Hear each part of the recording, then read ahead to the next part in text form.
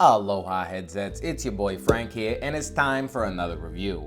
Now, I love my life in PSVR land, but I must say at times a variety of attractions can seem a little monotonous. Sure, we have some quality coasters, but where's that strange little game that keeps you begging for more? You know that game where you put a quarter on a color and an overweight hungover carny spins a wheel and a tired old rat drops from a cup only to scurry into another that dictates the color that is chosen. Now, Korix may not have the same mechanics as that wonderful game, but among the roller coasters and teacup rides, it's a mashup of real-time strategy, tower defense, and well-implemented social elements.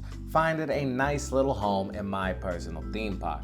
Now, before I get into the review, I must let you know that I did receive a copy of this game early, although I am not being paid, nor will I ever accept any payment for a review. My personal opinion cannot be purchased. That being said, I thoroughly enjoyed this game, but don't just listen to me, take a look. Visuals. Now, I don't think the cover art does this game justice. Yes, it's pixel style, but it's so much better than most pixel art games I've played. The in-game controller is gorgeous and a blast to use and just look at.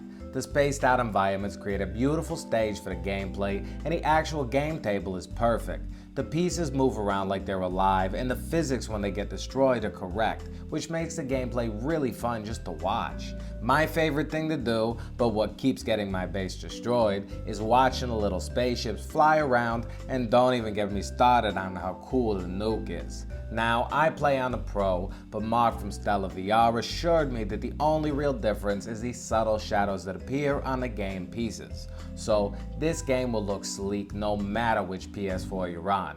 And one last thing before we move on to the audio. Take a look at the shadows of your in-game avatar as they're cast on the game board. It's really cool. Audio. The audio is spacey and the in-game sound effects are great, but this game ain't easy, and although the sound design really does help with the immersion, you're gonna be so wrapped up in the gameplay you're hardly even gonna notice they're present. Gameplay. Now, this game is deep, so I'm only going to go over the basics of what's going on here. First up, you need a Move controller. Just one, but you do need it to play this game. You do everything with your Move. When you launch the game, it turns into this great tool, which has all the elements of your Move controller, so it really helps to keep the immersion. It has a little beam that comes from the end of it, and you use that to pick the options and menus or where to place pieces.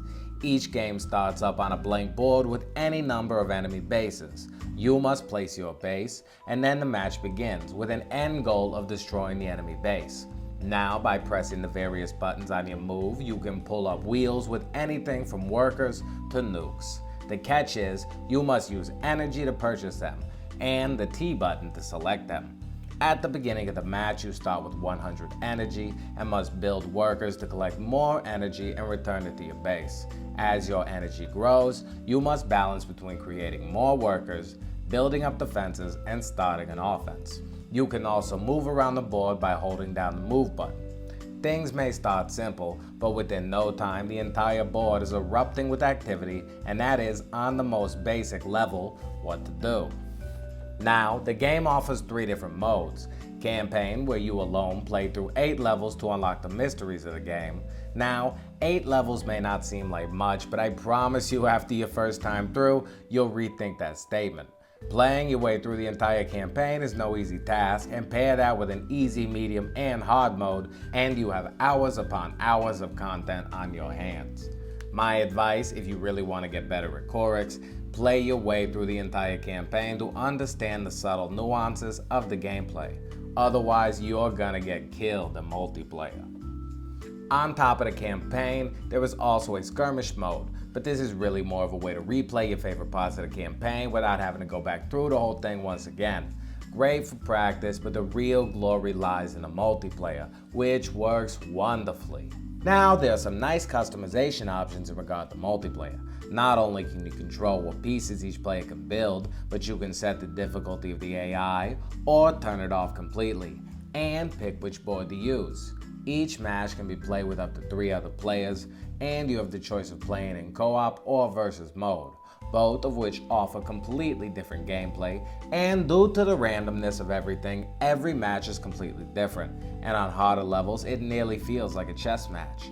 I mean, this game can be as hard or as easy as you make it, and when you start stealing other players' resources and taking over control of more of the board, things really start to get fun. Now, the want to quit will happen over and over because you can see destruction coming at you from a mile away, and at times there is nothing you can do about it. Luckily, a wonderful league system is at play, and rage quitting will net you negative 20 points. A win will earn you 20 points, and a loss will cost you 5 points. Sure, everything is just starting out, but Stella is planning to play the long game, and those of you that become champions now will most likely soon have the chance to play the best of the best of the best. A few little tips. You can change your avatar and its color. After a match ends, AI difficulty will always reset to medium, and the best starting move is 3 workers, then 1 wall with a turret on top. Now, go forth and dominate. Drift. No issues whatsoever. Even in regards to the move controller. I mean, I really tested this baby out, and the only time I got a little camera stutter is when I held it by the wrist strap and swung it around in a circle, so I'm pretty sure you won't face any issues. Also, the one-man development machine that is Mark Taylor has been amazing at reaching out to the community, so if you do run into any issues, make sure you let him know. Value. This baby is 20 bucks, and honestly, I kinda like tower defense games, but never really got into real-time strategy games, and I love Korix. Playing in VR is quite the treat, but it's the easy to pick up and difficult to master gameplay that really makes me feel like it will be something I'm coming back to. Not to mention all the future updates will be free, and the only microtransactions take the form of different avatars. Verdict. This is easily on track to become one of my favorite new titles, and although it's not simple, I appreciate finally having a true VR thinking man's game. The visuals and sounds are great, but the gameplay and multiplayer is what will keep you coming back again and again. The campaign and skirmish mode alone are worth your investment, just in case you're more of a solo player. So if you got 20 bucks lying around in your PlayStation wallet, I believe Korix will find a great home in your VR library.